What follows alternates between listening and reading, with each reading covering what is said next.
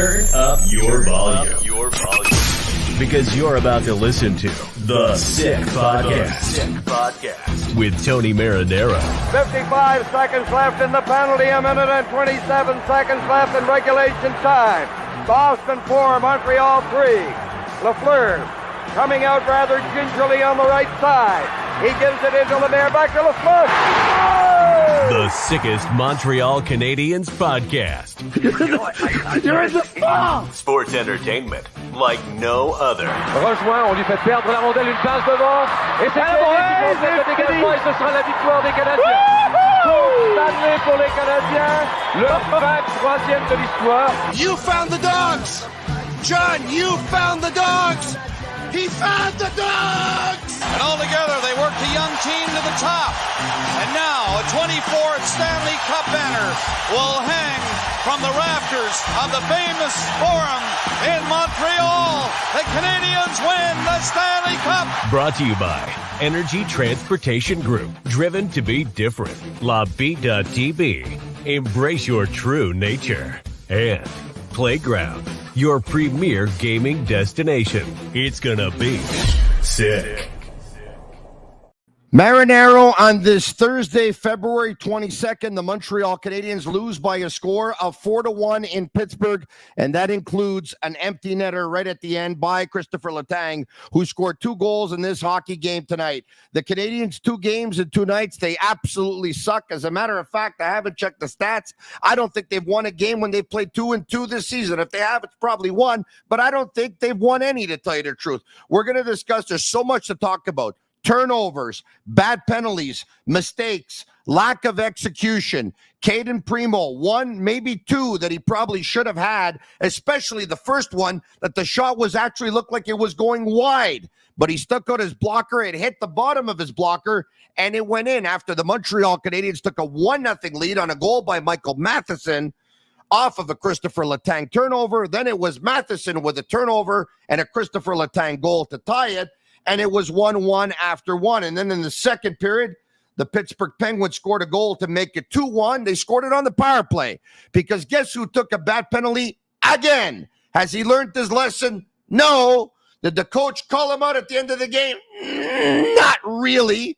You're going to hear the clip at one point. We're going to play it for you. Brendan Gallagher holding on Jeff Carter in the neutral zone. It was a penalty that he didn't have to take. There was no need to hold him up. Matheson was way back, and he was going to get to the puck first, but he took it, and the Pittsburgh Penguins scored a goal on that power play, a deflection by Brian Rust off of a shot by Erik Karlsson to make it 2-1. And then Cole Caulfield loses his blade. I think it's the second game in a row, as a matter of fact, that he loses his blade, and he's crunched into the boards by O'Connor, who then joins the rush. It turns into a 4-on-3, and it goes from Malkin to Karlsson to Puustinen over to O'Connor, and his wrist shot beats Caden Primo. I think Primo could have had that one as well. And that gave the Pittsburgh Penguins a 3-1 lead after 2. And then they go to period number 3, and the Canadiens pull the goalie. And guess who turns the puck over? Yes, it's Yoel Armia.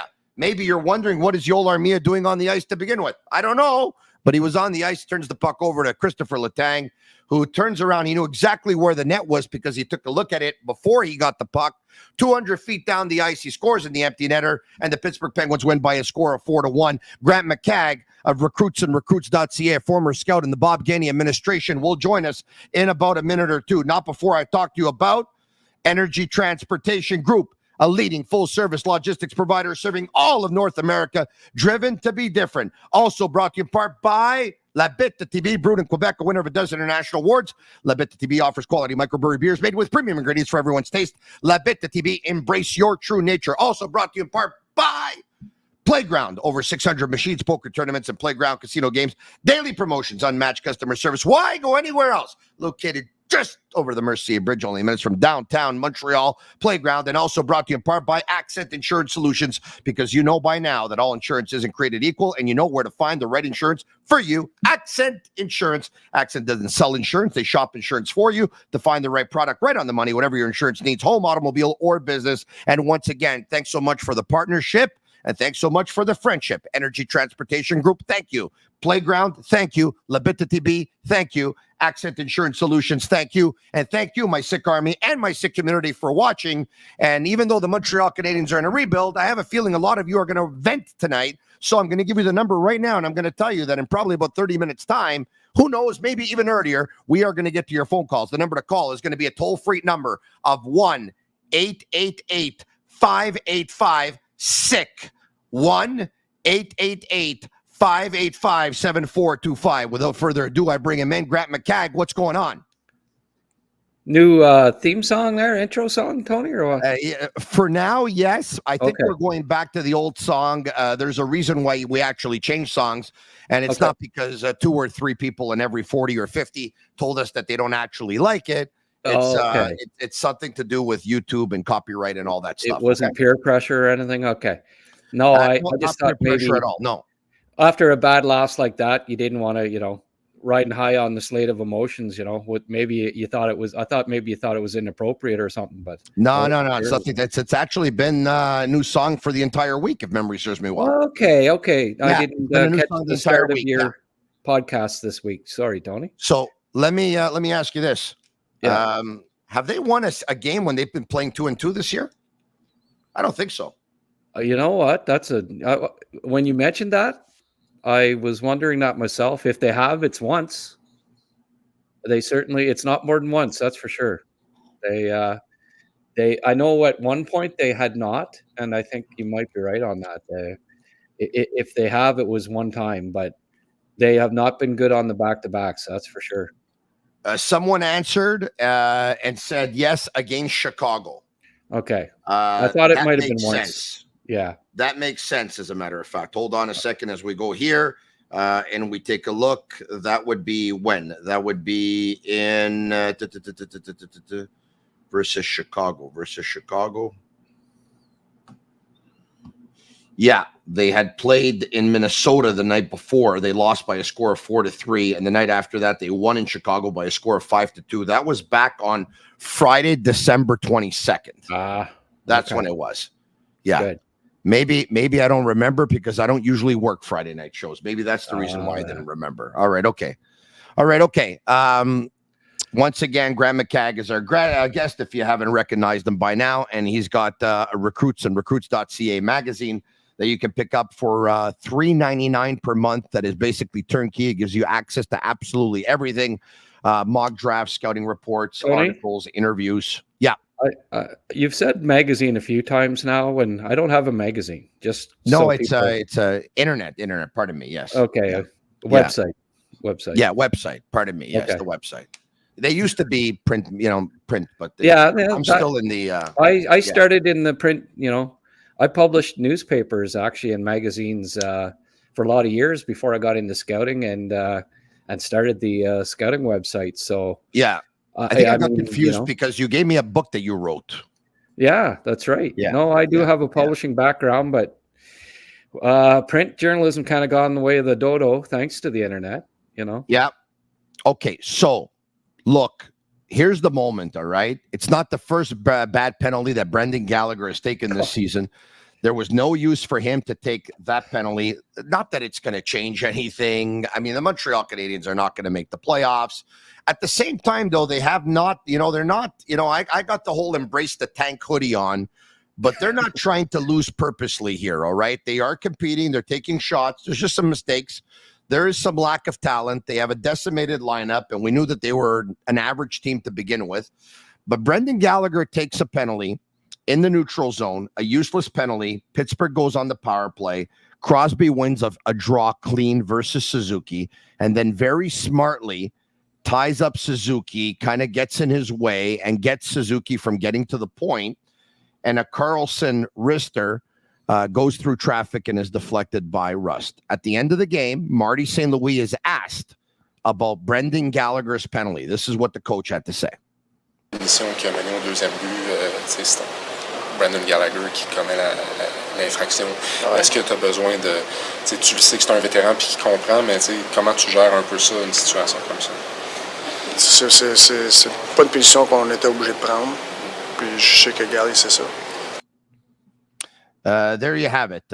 It's not a penalty that we were obliged to take, and I'm sure that Gally knows it. Yeah. Did you see the look on his face on Marty's face when they panned to him when Gally took that penalty? If they'd asked him right then, you might have got a little better answer because he was not happy. It's once again, it's a coach who's respecting his veterans. Yes. And is giving you a different answer for a veteran than he would if it's a younger player. Yeah. And stuck him out on the next power play too, if you noticed. Like, if that would have been Terrian, Gallagher wouldn't have seen the ice. You know the way Terrian was. He'd stayed the bench. Look, I understand that, and I think it's easy to pick on Michel right now.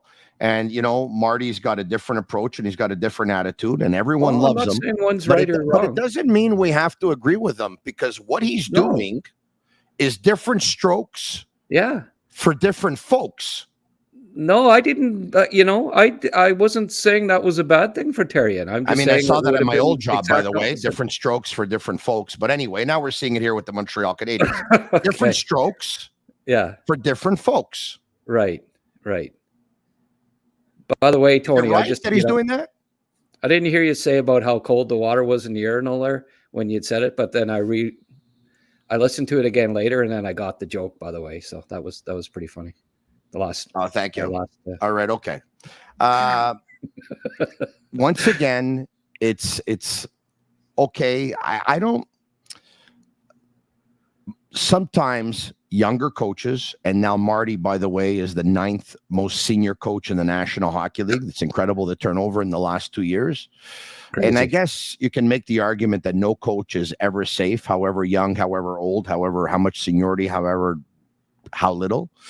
But I just feel, and Grant, correct me if I'm wrong, that Marty is really in a position of strength. He's Jeff Gordon's guy.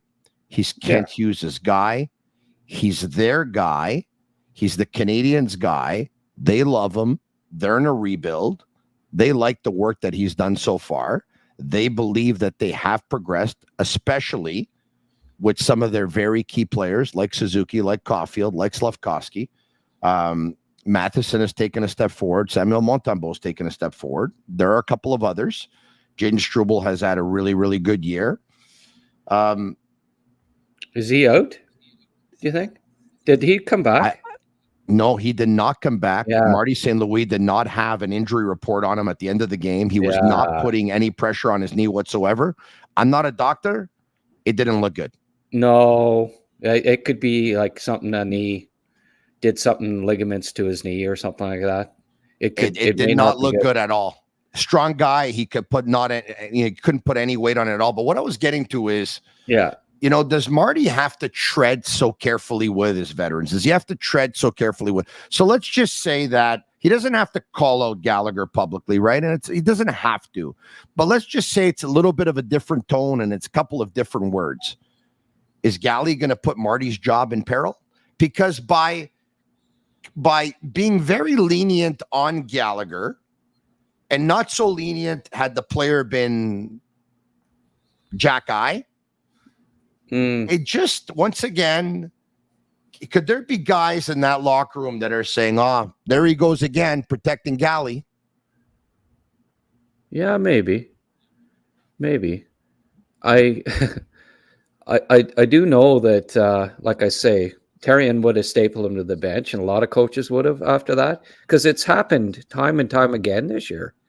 It was a lazy penalty, like really bad penalty, and it swung the momentum of the game just completely.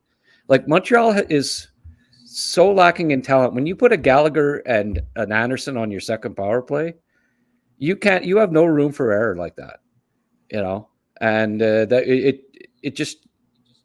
it's little things like that, and then them scoring the next shift after. That was the game right there. So, I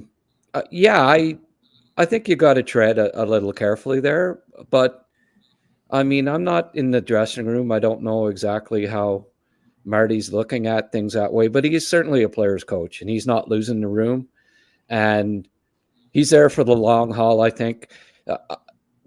I think both Gorton and Hughes, didn't expect them to be contending this year. Really, it was a 2 years of pain that they were going to endure, 2.5, I guess, and get another high pick. I mean, you almost, when he has Armia out trying to score you almost wonder if, what's he doing out there? I know they're not purposely trying to tank, but it does cross your mind when you see that. Like, geez, is Marty in on the let's get a high pick, or what's going on? So someone sent me a tweet midway through the game, and it was after that Gallagher penalty, I think, and he was like, "What are Gallagher, Anderson, and Armia still doing here? Can you give me a legitimate reason why?" And I wrote back and I said, "Yeah, there's a very legitimate reason why." And I took a picture, basically a snapshot of Cap Friendly and capfriendly.com and showed their salary over the next couple of years. Right. And Brendan Gallagher making 6.5 this year and 6.5 million for the next 3 years. Josh Anderson making 5.5 this year and 5.5 for the next 3 years. And Yoel Armia making 3.4 million this year and making 3.4 million next year. Not to mention that Brendan Gallagher has a no movement clause, and Brendan Gallagher has a modified no trade clause where the player submits a 6-team no trade list. Josh Anderson has a modified no trade clause where he submits an 8-team no trade list, and over the next 2 years, it's going to be a 5-team no trade list. So that's the reason why they're still here. I mean, look, folks. Right. I know a lot of people are in the YouTube live chat right now, and they're saying that Canadians are always in a rebuild. They're always in a rebuild. We got to be honest too, right? We got to be honest. Kent Hughes arrives. He's got Armia's contract. He's got Dvorak's contract. He's got Anderson's contract. He's got Gallagher's contract. He's handcuffed on 4 players. He's handcuffed on 4. If those players are not his cup of tea, there's nothing he can do about it because he can't move them because of the contracts. And he might have to wait until the very last day, till their contracts are over for them to be gone, or until the deadline of the very last year. And then he can trade them, and the other team's going to pick them up. He's only going to have about a month and a half salary to pay, of course.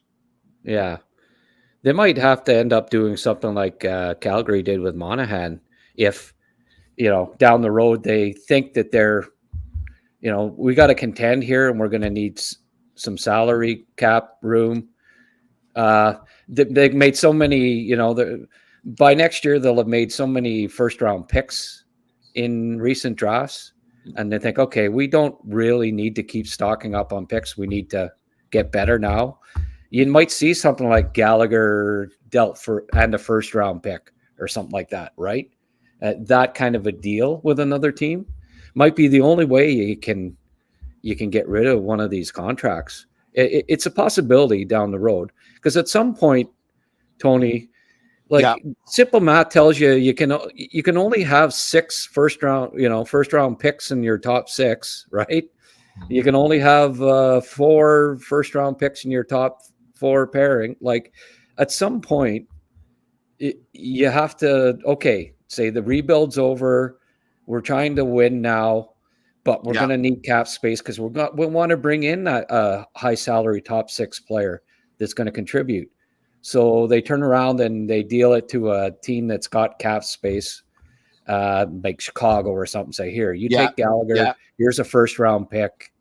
Thank you. Maybe we'll end up seeing some kind of a deal like that for one of those guys, because I just can't see them having those 3. It's going to hamstring them, especially in a year when they have to give Slaf and Gooley, and these guys are going to probably get those long-term nice contracts, right? They're going to get the 8 years, and I said that on I was on La Poche Bleue the other night with Maxime Lapierre and Guillaume Latendresse, and a lot of them were saying, hold on a second, you don't have to give Slaf the bridge contract. And I said, guys, Slaf is getting the 8-year contract. Oh, and then they said, well, you know what? Just because you did it for some, you don't have to do it for the others. If one person jumps off the bridge, you're going to jump off too. I said, guys, you're trying to create a team unity. You're trying to keep your core players happy. You gave the guy that you acquired via trade, who was a 13th pick in the draft, you gave him an 8-year deal at 7.875. You give the guy who you drafted 15th overall very early on in his tenure, you give him an 8-year deal at 7.85.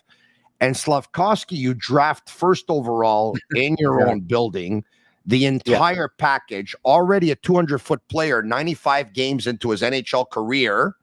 You're not going to give him an 8-year deal? How do you think that's going to sit with him? Oh, and I mean, they aren't going to have to pay him $10 million or anything at that point, unless Slav has like 90 points next year. You know, I mean, it's possible, but it kind of sets up well because he won't be able to justify getting 10 mil on an 8-year deal probably. So, I mean, if you can sign a first overall pick after his ELC, that's going to be as good as Slafkovsky is to an 8-year, $8 million, you run to the bank, you sign that deal instantly. So, yeah, there'll be no bridge contract for Slav. That would not be a good idea because who knows? Something could be a falling out of some sort in a year and a half, or they keep losing and Slav, I want to move or whatever. You just don't want to chance it. You sign him to an 8-year deal too. I agree completely. So you believe that in 1 year from now, Juraj Slafkovsky will become the highest paid forward in the history of the Montreal Canadiens? I didn't say that, but I said that he'll be in the neighborhood of what it probably. Well, it depends on how many points he gets. $8 million a year would make him $8 million a year would make him the highest paid forward in the history of the Montreal Canadiens. Yeah, well, I was rounding off, Tony. I mean, it's 7.87. No, but I don't have a problem with it, by the way, because I mean, it depends partly on, if he has 30 points next year. No, they probably won't sign him to the biggest contract ever. But if he keeps progressing like we think, and he's 60 points or whatever, sure, 8 years, $8 million. If he gets 90 or 100 points, you're going to have to sign him. You're going to have to offer him more than that. So we'll see. We'll see how next year goes.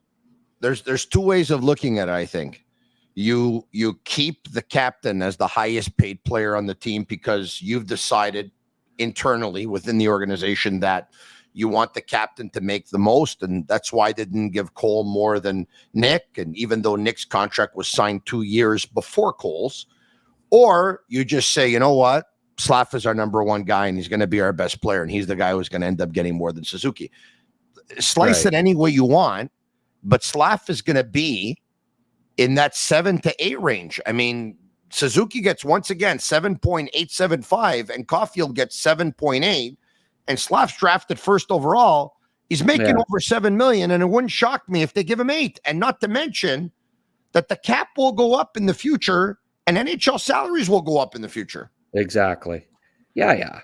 No, he'll be a bargain in 5 years, no matter what they sign him at. All right, okay. I want to talk to you about Joshua Roy.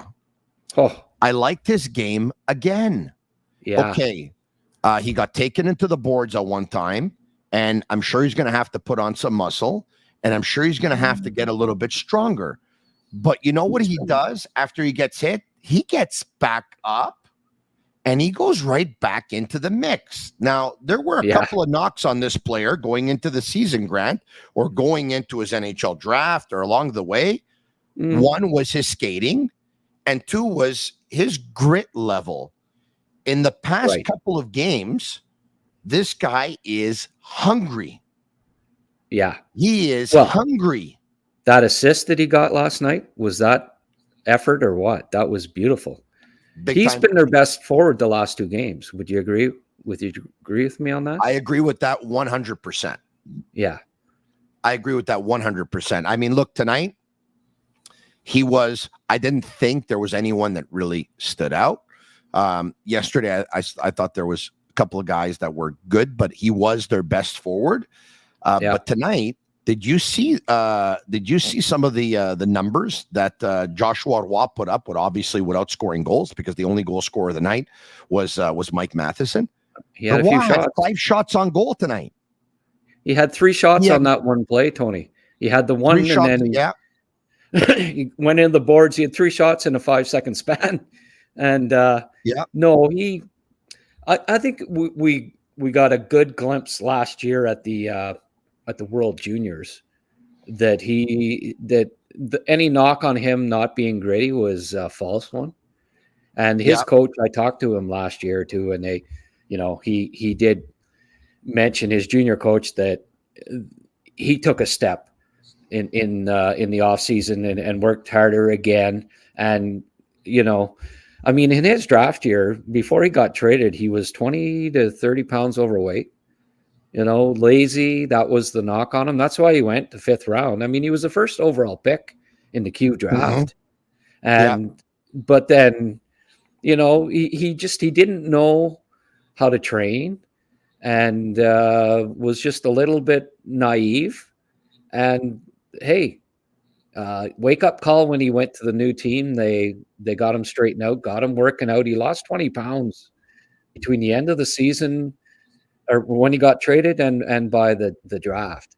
So that you got an idea. Okay, so he's getting serious about it, and he just kept building on it every offseason. And no, there's no issue with his grit. And yeah, he's never going to be an above average NHL skater speed wise, but he competes. If you compete hard, he anticipates the play so well, reads the play.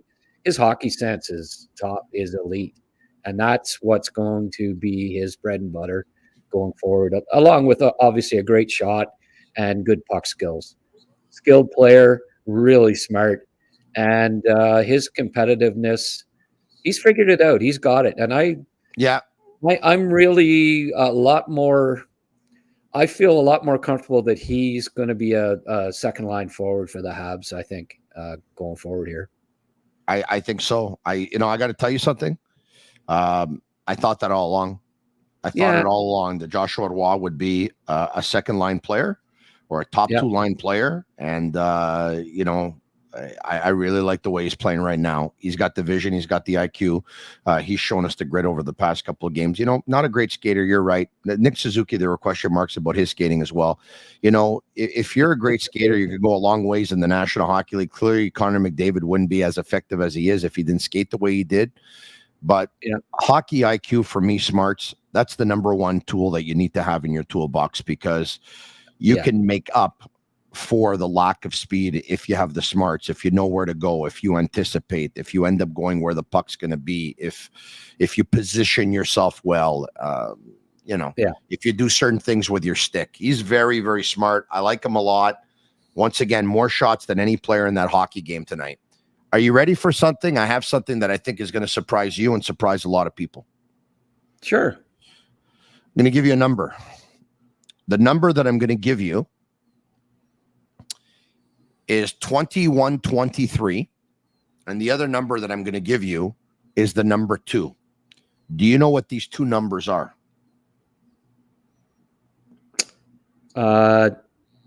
No. Arbor Jacki played 21 minutes and 23 seconds tonight for the Canadiens, second only to Mike Matheson, who obviously plays 25 minutes a game every game. Matheson played 24:52. Arbor Jacki 3 weeks ago was getting 10 minutes. 3 weeks later, 21-23. You remember when Struble arrived and he was getting 10 minutes, and then 2 months later he was getting 18, and we're saying, wow, we saw the progression.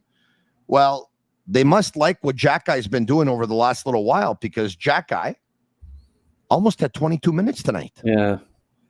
Well, I guess I'm certain he's never had more than that, right?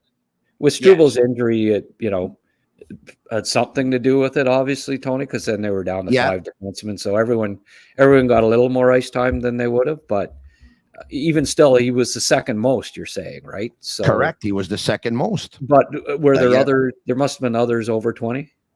Gooley was high. Gooley was at 20:47, but David Savard was at 18:13, and and Jordan Harris was at 15:37.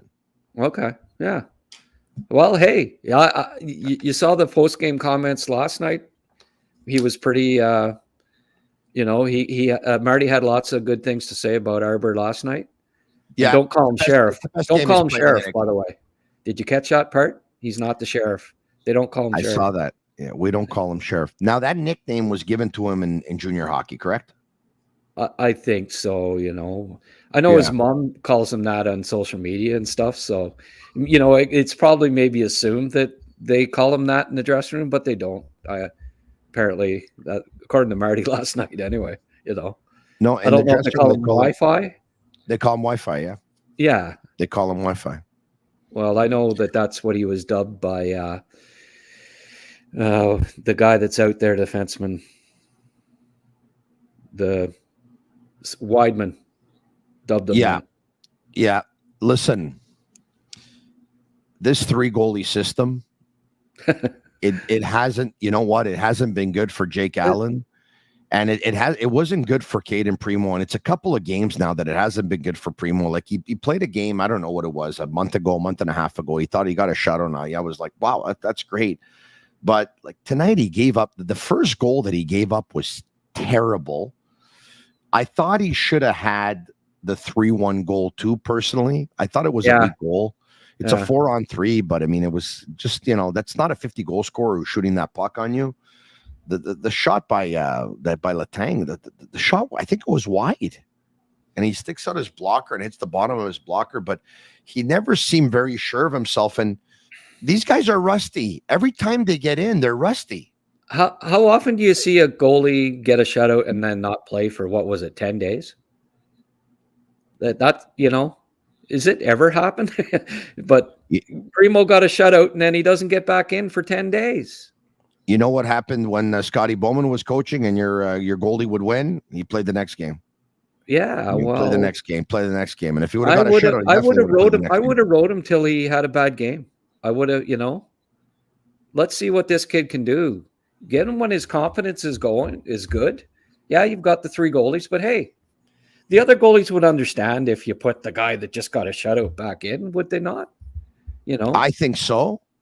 And by the way, speaking of internal competition, what more to motivate you if you're a goaltender? If the other guy goes out, he gets a shutout. You know what? He's got his net again. But when you know that you're 3 goalies and Montembeault is going to play, I don't know, he's going to play 2 out of 3. And the third one that he's not going to play, one time it's going to be Allen, and the other time that he's going to play 2 out of 3. The other time it's going to end up being Primo. They know what to expect. So what hunger can you have from your goaltenders? Yeah. But if you start riding the guy who stands on his head or wins games, don't you think when the other guys are going to get in, they're going to be like, you know what? If I want that net for 2, 3, 4, 5 games, it's up to me. I got to stand on my head. But they think that Allen and Primo think that no matter what they do, they'll get another start in 10 days. Maybe 2 weeks. I wish it was a little more of a meritocracy at times, Like it bothers me that Josh Anderson stays on the second line, even though he's not. Like if you put a tape of him when he's really going, like any game where you see the power horse, and then any of the games we've seen in the last about 10, you would just startle you. There's just the difference in the effort level. Like I don't know why he's so inconsistent this year with his effort. Usually you at least got that, but there's nights out there where you just don't see that burst, that power forward. I don't know. But he keeps trotting him out on the power play. He's got 3 goals or something like that. And he still goes out in the power play, even when the effort's not there. Give it to another guy. Let throw a cookie to somebody that's having a good game. And I gave Colin White. Colin White had a really good first period. That line was excellent. I'm glad you brought him up because for those who missed it. What's that? Yeah, I'm glad you brought it up because for those who missed it, he was picked up on waivers earlier today. He belonged to the Pittsburgh Penguins, and when the Canadians arrived at the arena, he was basically there waiting for them.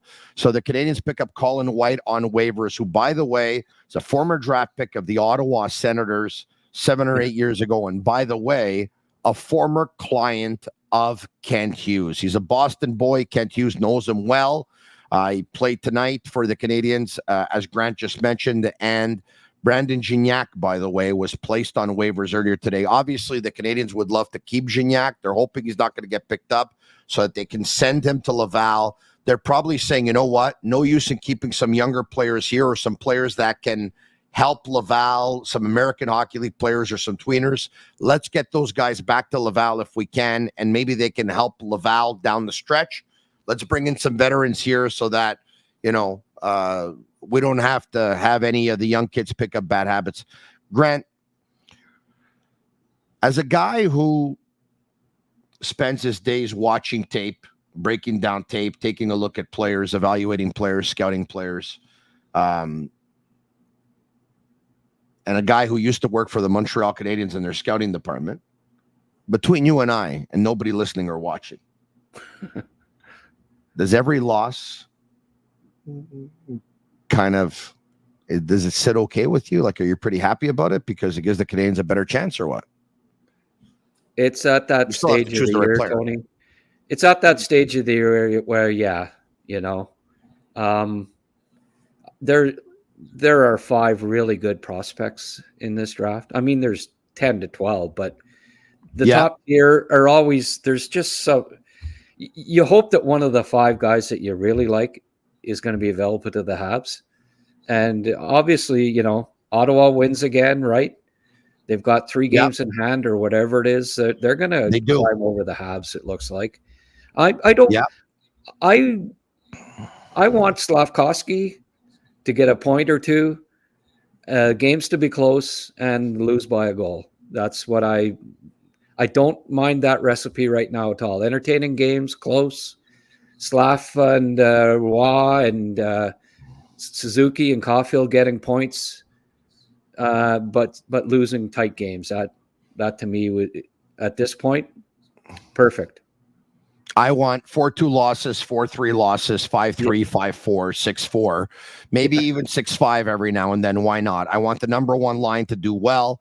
I want Joshua Roy to do well. I want the development to continue for guys like Slafkovsky and guys like Joshua Roy. I want Arbor Jacka to get more minutes.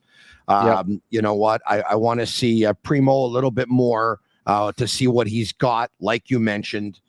And that's it. That's what I'm looking for as well. So Chicago is last, and it looks like the only battle that they're probably going to have is going to be between them and San Jose, I would think. Chicago's got 33 points. San Jose's got 35. Anaheim's got 42. Now, listen to this. Columbus is 4th last with 46. Okay. Arizona 5th last with 50. Ottawa 6th last with 51. Canadians 52 points, but Ottawa's got 3 games in hand. Arizona, by the way, has a game in hand on the Canadians. The Columbus Blue Jackets, who are 4th last in the league with 46 points, they're 6 points behind the Canadians, and they have 2 games in hand. You know, like, I got to tell you something. I like Montembeault. He's clearly been the Montreal Canadiens' best goaltender this season. But Montembeault last year stole points for the Canadiens when they should not have had points, and it put them further away from Bedard. And I know it's a lottery, and I know that in the end, Chicago won it. I don't want Montembeault to play that many games this year for the rest of the season. I really don't, because he's their best goaltender. He gives them their best chance to stay in games and pick up points. I hope he doesn't get too many games. I really don't. Yeah. No, I mean, the scout in me wants the Canadiens to get as high a pick as possible. It's there are some really tantalizing prospects that they could. I mean, I'd love for them to get Demidov. That would be just fantastic if they ended up with that kid. And you know, he could go anywhere from 2, I think, to 5. So, I mean, Lindstrom, obviously, or Celebrini, any of those 3 forwards, I would just love. Or Zane Parekh. I know a lot of fans just think, and maybe you do, Tony, as well, that there's no way that they can take another defenseman, but I'm okay if they do. We saw that when Anaheim traded Drysdale for Cutter Gauthier, that you can take a Exactly. defenseman 5th or 6th in the draft and end up trading him for a player who's drafted 6th or 7th who's a forward. You can pull it off. Well, for sure. I mean, you can even trade. You could even trade Logan Mailloux down the road if you had to. I mean, not to Simon Boisvert's team. If he was, if he was a GM of a team, you wouldn't trade him to that team because it'd be for the team bus. But you have Parekh that high, eh? I have him third. I have him third.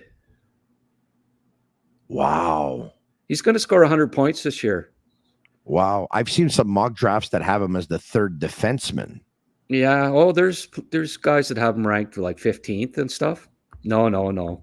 It's you're going to see Tony. He's going to be high by the end of the year. He's going to be high on every.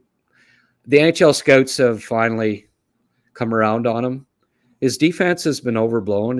It's fine, and it'll only get better. We heard the same thing about some people say it is. Yeah, we've heard the same thing about Cale Makar. Exact same thing at this time of year in his draft year. His feet are so good, and he's so smart, and he's competitive. He's not like Ryan Merkley. He listens. He's a great kid. He's learning how to play defense. No, he's the real deal. He's like. I've heard him compared quite favorably to Erik Karlsson offensively, and he's going to be better defensively, I think, than Karlsson because he's a little bigger, a little more competitive and grittier. So that would be nice. That would be a nice piece to have. Imagine the power, like being able to trot out Hudson and Parekh on a power play with the Suzuki line. Yeah, I mean, you pick your poison. It would be absolute dynamite. So, and then you turn around and you trade, a couple of good defensemen, young defensemen, to fill needs up forward. And the great thing about if they did take Parekh or whatever, because I think they want to contend next year. You trade one or two of the young defensemen, you get a piece that can help you now. Like it wouldn't be for another draft pick that you got to wait 3 or 4 years for him to be in the top 6. They can trade a defense piece for a top 6 forward that can help them now. And I think that would be so it's almost like people that think, oh, well, they can't get another defenseman because they're loaded on defense. Well, sure you can. Because defense are great assets. They bring great value. And you just trade, you trade the ones that aren't quite as good, right? And keep the best. So you just answered the question, but you would take Parekh over a guy like Siliev if you were looking for a defenseman, because you talked to us about Siliev about a month ago. Or actually, a couple of months ago, you said that he was right there. He was probably at number 2 a couple of months ago. Yeah, he was. And so that's a pretty big package at 6'7", about 210 pounds. Oh, absolutely. Well, even Siliev would be a great. Whoever gets Siliev is getting a great player. But I think Reinbacher is going to be their all-round. Their shutdown defensive defenseman and Gooley. They already have the 2 guys that I think are going to be their shutdown guys, and Parekh could be a point a game NHLer. Now, wow, Montreal hasn't had one of those since Larry Robinson, or maybe Chelios a couple of years, but those were Norris Trophy winners, right? Parekh is going to score 30 goals plus. I went back and stats into the 80s, and there's not a draft eligible defenseman in the OHL that scored 80 or 30 goals in his draft year. Not one. There's been some great ones through the years, like Paul Coffey. Even Brian Fogarty didn't score 30 in his draft year. Chris Pronger, amazing. You name them. So this kid's the real deal, and he's rising. The NHL scouts all tell me now, and I've been saying it for a month or 2 now, he's special. He's just his puck skills and poise are just amazing. So, I'd draft Parekh in a heartbeat. All right. So We're going to take some calls in about 10 seconds or so at 1-888-585-7425, 1-888-585. Sick is the number. So, look, I know how high you are on Demidov because I've seen you put the highlight videos up. I've seen them on your Twitter feed. So, you at all, obviously, would not be afraid here of A, the Russian factor, and B, a 5'11" Russian winger. Oh, he's strong as an ox. I've never seen him knocked down. He's Kovalev, just a shorter version of Kovalev. I don't know. He must have tree trunks for legs, just like Mashar or whatever. But his balance and strength are superb. There's absolutely no. You can't say he's undersized because he doesn't play it in any regard. He's strong, as strong a prospect as there is in this draft class. There's so much to talk about tonight. Mistakes, turnovers, a really bad penalty, a lack of execution, one bad goal by Caden Primo, maybe two. The Montreal Canadiens, who have only won one game this season when playing in a back-to-back. The Canadiens lose again. They're 7th last in the National Hockey League. They're 6 points behind the Columbus Blue Jackets. They're 6 points ahead of the Columbus Blue Jackets, who's 4th last in the National Hockey League. And Columbus has 2 games in hand. We're talking about top picks. Grant says that there's a top 5 that you absolutely can't miss. And he says that, you know what, he would take a defenseman if some of the best forwards were out of the way. He'd really want a Perek. He would really want a Siliev. But he says if his top 3 picks, if he can get any one of those 3 forwards, Celebrini, Lindstrom, or Demidov, he's all in. Your thoughts? Let's open up the phone lines. Sammy and Yellow, let's take some calls. You called. Presented by Playground. Is presented by Playground. Yes. You called? Yes. All right. Okay. Give me a call at 1-888-585-7425. We'll get to your phone calls. We'll actually get to some of your questions as well if you put them up on YouTube Live, Facebook Live, Twitter Live. Subscribe to our YouTube channel if you're watching on Facebook or on Twitter right now. We can use all the subscribers that we can get. The more, the merrier, of course. Comment sick, like it, share with your friends, and leave us a 5-star review on Apple. It's our way of feeling the love. Someone sent a tweet today, as a matter of fact, paying compliments to the podcast, saying that we got the best podcast right now in the province, and that's always pretty cool to hear when people think that. So thank you very much. We're trying. Lord knows we're trying. All right, okay. Some questions or calls? Someone wants to know about Bev Dime. Zev? Oh, Zeev Buem? Yeah, Zeev Buem, pardon me. Or Boyum? Zeev Boyum? Yeah. Well, Dev? Yeah, okay. He'd be fine pick at, if they're picking 7th or 8th or whatever. Another guy that can run the power play. Really great offensive skills. Still got to work a bit on his defense and stuff, but great feet, great agility. I don't know that that's the ideal pick. Like if it came down to if you'd say, well, Buem or say Ginla, Yzerman, I'd probably I'd lean towards the 2 wingers in that instance, because I think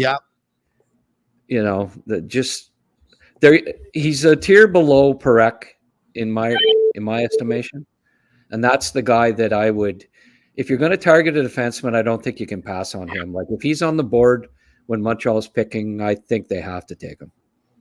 So let's go to the calls. John, what's going on? Yeah, hi. Hi, how are you? Good. You? Very good, thank you. What's going on? What's on your mind? Yeah, I think you're talking about all these players like Demidov and Parecki. I think the Canadiens really have to be smart and go after Demidov. They need a superstar forward. They need a first-line guy because they don't have any star in the first line for a long, long time. And for them to get to the playoffs, they need a first line. I would trade, I swear I would trade 25% of the team if they have to trade draft picks, 4 draft picks, 3 first-round second. These guys are going to be 3 years down the road. They need to get a guy like Demidov. Really do. Well, Kovalev, was the last guy that was that dynamic, I guess. But I mean, if you can be patient, I think you're gonna see that Slafkovsky's that guy. But yeah, having another one, that dynamic would be great. You know what? But you know what? I don't agree with you there. I have to say, like, I looked at all his, like you look at clips and stuff of potential players, right? I looked at all of Slafkovsky's clips, even from this year, from last year. He is one of the worst passers I've ever seen for a first overall pick. He does not have a lot of hockey sense. Wow, I disagree with that. No. He works very hard. He's going to be a good two-way, strong power forward. That I agree. I like his work ethic, but he is not a good playmaker. Who made the 2 best passes tonight, Tony? Slafkovsky made the 2 best passes tonight. That pass to Caulfield? Who made the nicest pass? Caulfield got robbed. No, Slafkovsky's an excellent playmaker. No, but his IQ is off the charts. You're wrong, John. No, I'm not wrong. You know what? You can watch all the clips you want, but I'm telling you, you're wrong. No, I'm not wrong. You know what? In 3 years from now, if I'm wrong, I'm going to call you and admit I'm wrong, but I know I'm not wrong. Because I've seen when he passes good, the time that he passes good is when he has open space or the guy is completely open. When there's guys on him very close and they're very tight, he is a terrible passer. The best passers, they can pass no matter what. There's guys on him. There's other guys because they know how to project the puck. They know how to pass the puck because they anticipate where the guy's going to go after the puck. He does not know how to do that. Go look at all his clips and you let me know.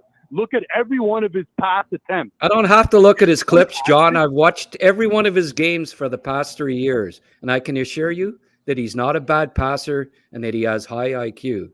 I disagree with you there. So, I mean, we can keep saying you're wrong, but we're not getting anywhere with this, Tony. So John, before we let you go, if I understand correctly, let's just, I'm going to give you some names and you're going to tell me who the best passer of the bunch is. Okay. You ready? Joshua Watt is the one. First, let me tell you, Joshua Watt is hold on a second. I'm asking you something and you're telling me first something. Can I ask you something and then you answer? Sure. Go ahead. All right. So Nail Yakupov, Patrick Steffen, Alexander Daigle, Joe Murphy, Wendell Clark, Doug Wickenheiser, Dale McCourt, just to name a few. Okay? Yeah. You're Billy Harris. I know where you're going. Go ahead. Yeah, I know. Okay. Go ahead. Slafkovsky. Who's the best passer of the bunch? None of them are very good passers, but who's the best passer of the bunch? None of them. Just give me an answer. Who's the best passer out of all of them? None of them are very good passers. Can you please answer the question? Who's the best passer out of all of them? If you were doing a multiple choice and you had to pick one, who would be your pick? Really none of them are good. They don't stick out. A good passer sticks out. Yeah. Joshua Watt is a good playmaker.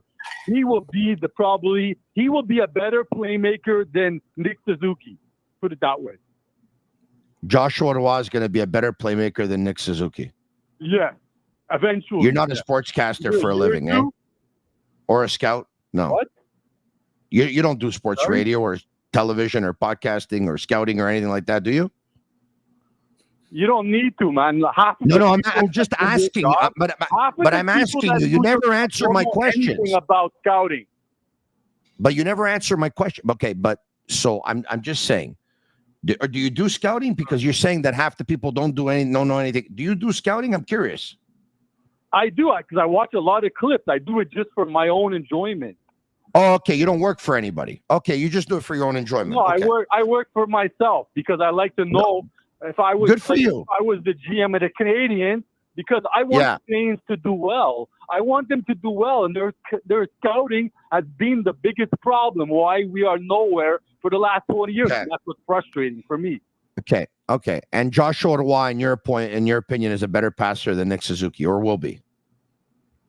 He will be. He's smarter. Listen, from your mouth to God's ears, the Canadiens will have a really nice problem if that happens. They will have a nice problem, but they still need a number one center. Joshua Roy is not. He's too slow to be a play driver. He needs good players around him. That's why he was good with Connor Bedard, because he's so smart. I understand that. Guys who are fast and who are better quality players. He can't be on the third, fourth line. Yeah. Now, is Joshua Roy a center? I'm just wondering. No, he's a winger. Correct. That is correct. Yeah, because you said he can't be a number one centerman. Yes. All right, John. Thanks so much. I mean, this call stood out for like so many reasons.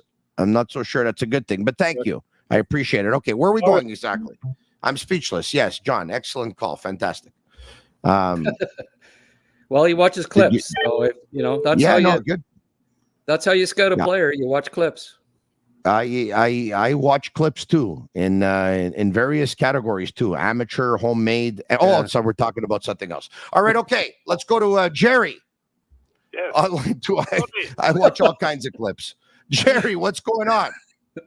Ça va bien, mon ami, et toi? Mais oui. Do you watch clips too? No, but I watch you with Jean-Charles go at it. I find it very entertaining, by the way. Oh, thank you. I appreciate it. Yeah, it's pretty intense. The second he wins one debate versus me, I'm going to retire. Okay, well, when he wins one. Yeah, I think I'm going to be there for a while, yes. So I have a question for Grant, if you don't mind. I was wondering, because there's two schools of thought when it comes to young players, right? Some believe that they should go to the Rocket for a year automatically, and others believe that you can develop them in the NHL. I am for the second version, especially with guys that are drafted top 10.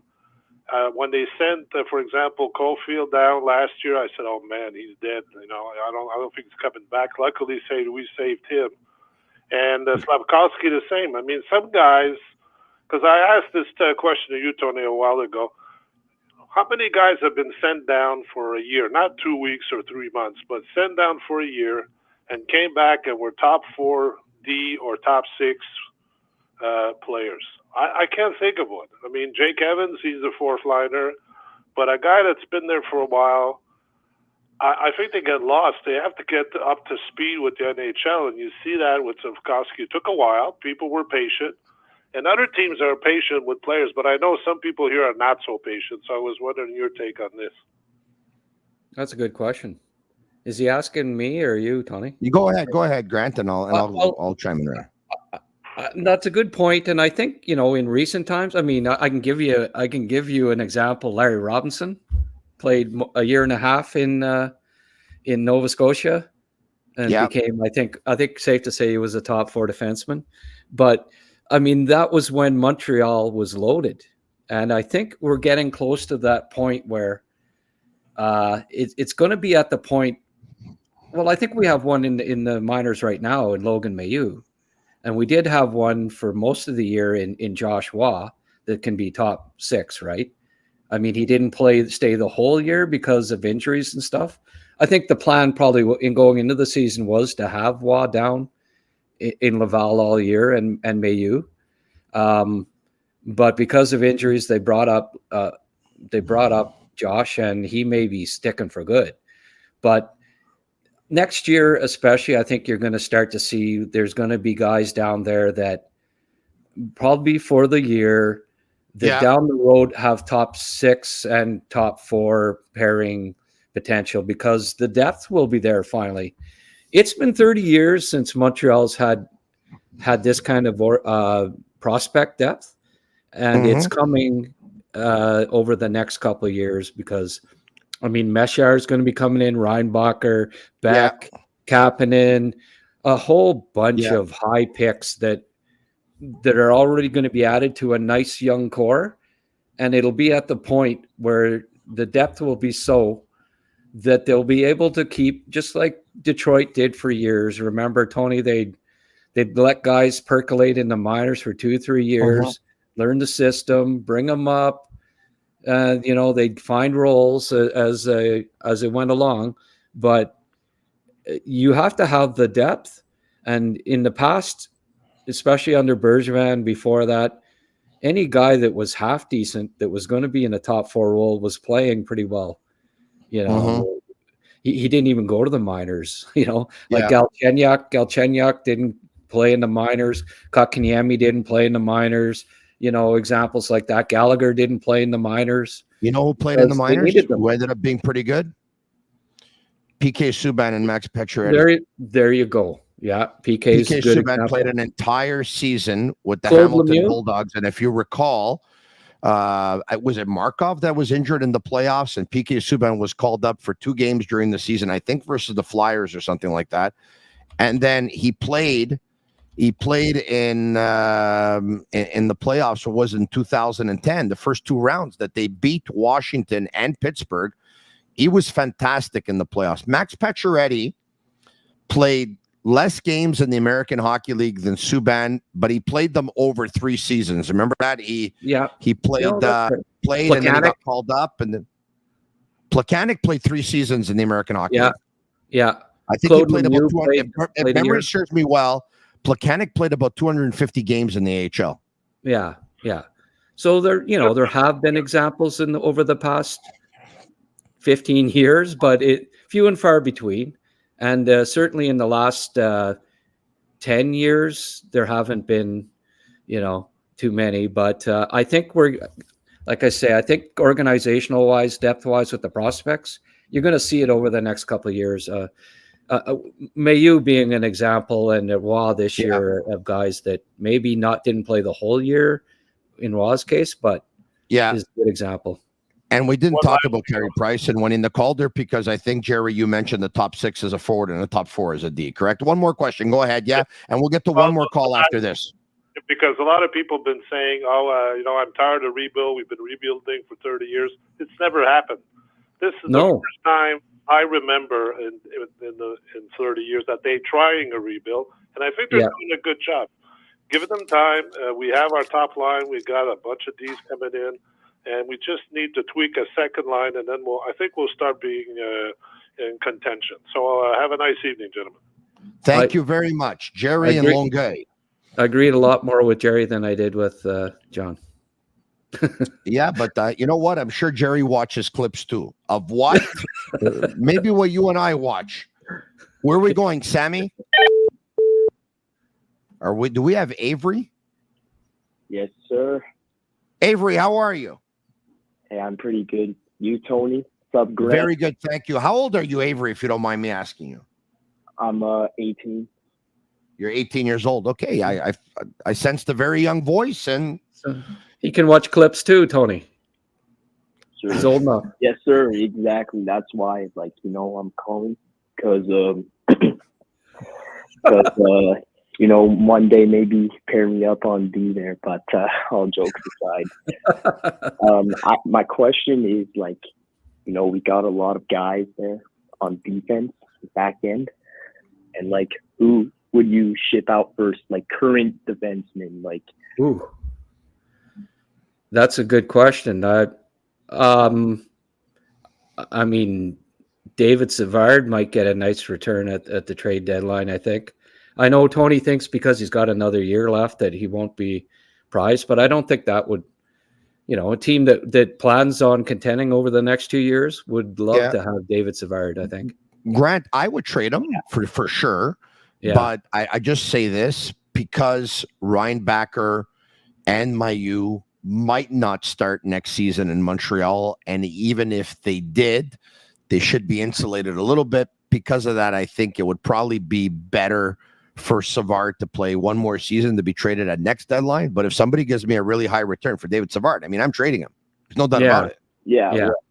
Well, guys, I'm not trying to sound delusional here, but I'm someone who's very high on Jonathan Kovacevic. or as Tony likes to say, Kovacevic. Yeah. But, Yeah. I really like his style. You know, Now, you like his games or you like the clips? Like Because games, you know, I have practice like every night, so like, you know, I can't watch all the time, but yeah, I watch when I can. You know, I've seen you a couple of times there at my work, Tony. So you're glad that I didn't say Kovacevic is the guy that they should trade then? Kovacevic.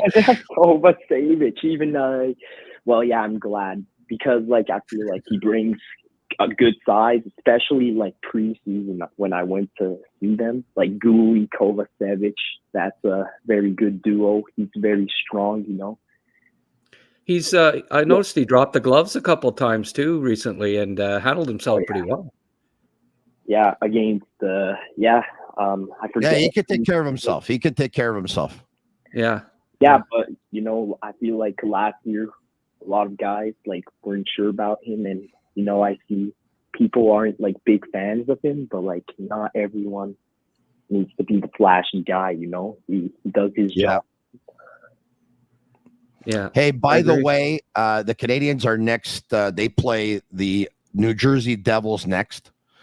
And this is going to be a really good one because the Devils just lost the New York Derby versus the New York Rangers. They got crushed tonight. Despite outshooting the Rangers 40-18, the Devils lost 5-1.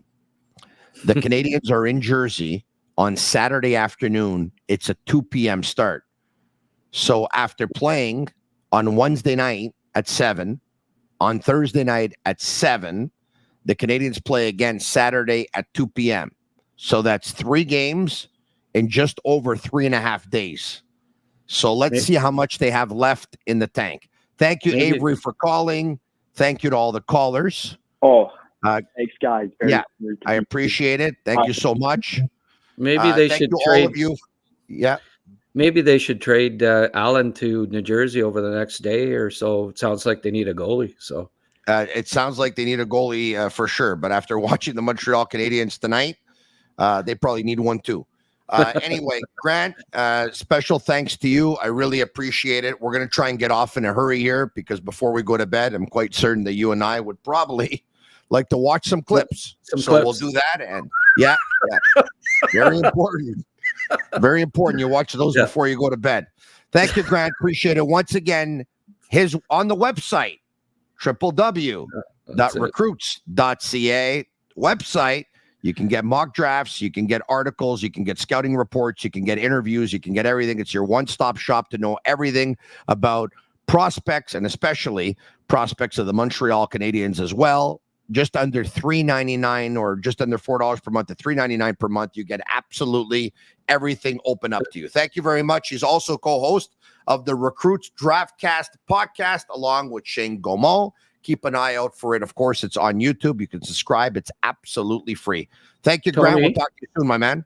There are a ton of exciting clips on our website. I highly recommend that you subscribe. I will definitely subscribe, and I'm going to make my way there a little bit later on tonight. All right. Thank you, Grant. Appreciate it. Thanks. Once again, thank you all for watching. We really appreciate it. Thank you so much, our sick army, our sick community.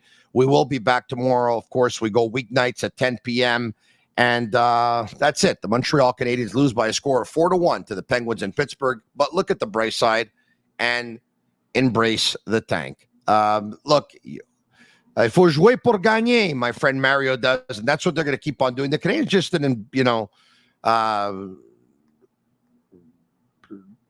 they brought it. They brought it. They're an average team. They have some injuries. They're a little down. It's 2 games and 2 nights, but they worked. And mistakes are part of the learning curve. It's part of the process. Marty St. Louis talked about it. He actually thought there were more positives than there were negatives. And in the end, if the Montreal Canadiens get another good piece, it's going to be one step closer to being a very competitive team, which they'd like to get to in the next couple of years, of course. For Agnello, Sammy, Juliana, and Master Control, I'd like to thank our partners, Energy Transportation Group, as well as Bittt, Tibi, as well as Playground, and as well as Accent Insurance Solutions. They're Cavallaro. I'm Marinaro. Me. And that's a wrap. Hope you don't miss us too much until next time. Follow The Sick Podcast with Tony Marinaro on YouTube, Instagram, Facebook, Google Play, and Apple Podcasts. The Sick Podcast is brought to you by Energy Transportation Group, driven to be different. LaBita.tb, embrace your true nature. And Playground, your premier gaming destination.